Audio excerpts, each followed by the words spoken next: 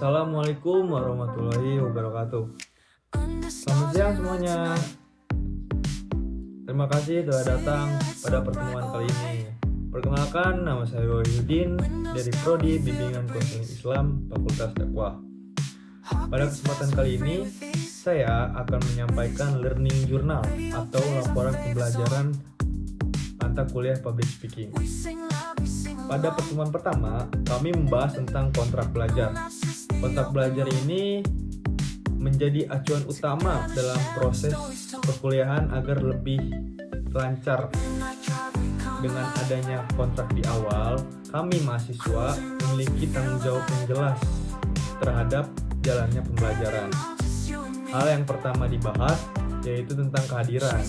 Dalam mata kuliah public speaking, mahasiswa diwajibkan hadir minimal 75%.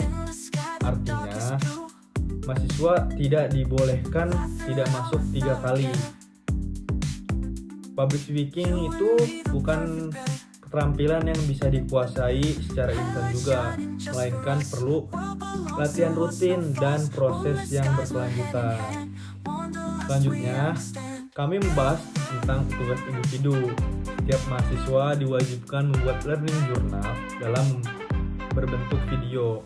Video tersebut itu berisi rangkuman sekaligus materi yang dipelajari setiap pertemuan atau setiap minggunya.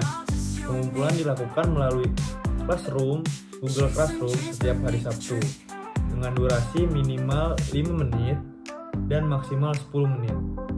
Menariknya, dalam pembuatan video tersebut, mahasiswa diminta menggunakan gaya penyampaian tertentu seperti gaya motivator, penyiar radio, pembaca berita.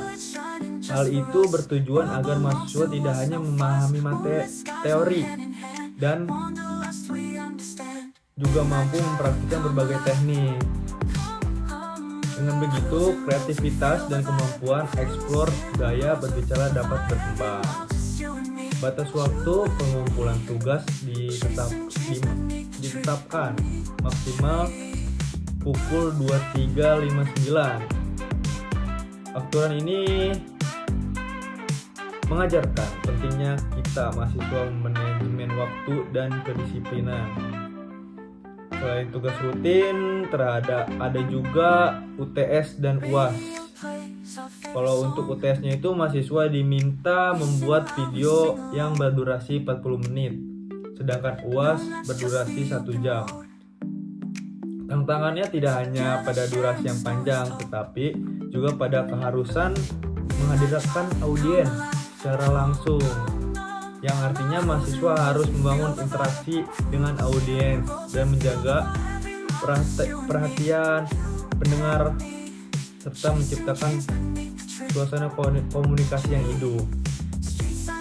Latihan ini menjadi sangat baik untuk meningkatkan rasa percaya diri kita serta kemampuan beradaptasi dengan situasi nyata, karena pada praktiknya public speaking tidak hanya dilakukan di depan kamera saja, tapi juga dihadapkan kepada audiens yang memberikan respon secara langsung.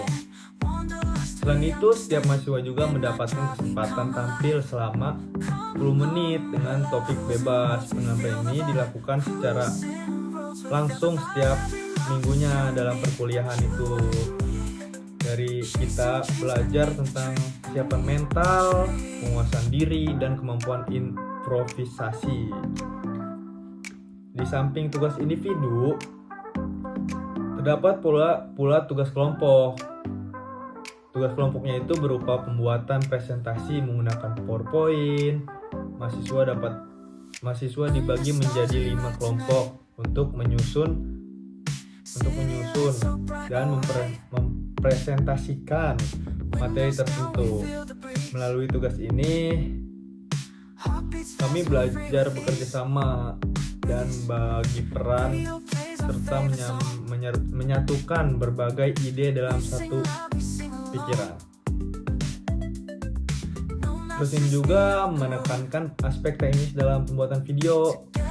Kualitas suaranya itu harus jelas, terus resolusi videonya itu harus bagus, visual, jadi kayak videonya itu kita harus jelas banget suaranya, terus kayak videonya nggak boleh burik, jadi kayak harus bagus lah. Terus juga bahkan pengambilan gambarnya itu dianjurkan memiliki unsur sinematik agar lebih menarik secara estetik. Hal ini menunjukkan bahwa dalam public speaking modern itu penyampaian pesan tidak hanya dinilai dari isi tetapi juga dari cara pengemasan dan kualitas produksi. Semakin bagus kualitas penyampaian dan teknisnya, semakin besar peluang memperoleh hasil yang maksimal. Dari pertemuan perdana ini, saya menyimpulkan bahwa mata kuliah public speaking bukan sekedar belajar, tapi gimana sih ketika kita tidak berani ngomong di depan banyak orang itu, biar kita bisa berbicara gitu, biar kita rasa takut kita dalam berbicara di depan banyak orang itu hilang gitu. Lebih dari itu juga kayak mata kuliah public speaking ini melatih kita disiplin, tanggung jawab, keberanian, kreativitas, dan kemampuan dalam menyampaikan secara efektif dan persuasif. Sebagai penutup,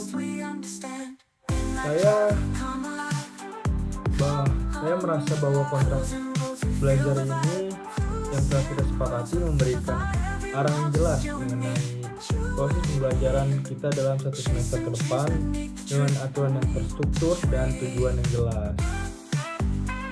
Kita semua diharapkan dapat berkembang menjadi komunikator yang lebih percaya diri, profesional, dan inspiratif. Semoga kita belajar public speaking ini bisa menghilangkan rasa takut dalam diri kita juga. Mungkin demikian learning journal yang saya sampaikan. Terima kasih atas perhatian teman-teman yang menyempatkan waktunya.